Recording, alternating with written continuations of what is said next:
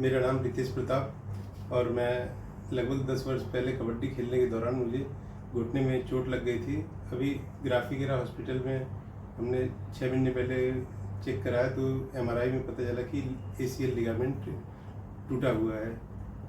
ग्राफिकेरा hospital में doctor Manoj Soni साहब द्वारा मेरा ऑपरेशन किया गया और अब मैं लगभग 1 महीने फिजियोथेरेपी एक्सरसाइज करने के बाद मेरे घुटने में बेंडिंग 120 डिग्री आ गई।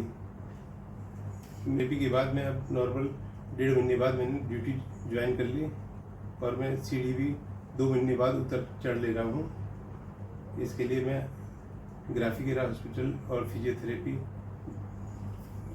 कराने वालों को धन्यवाद देता हूँ।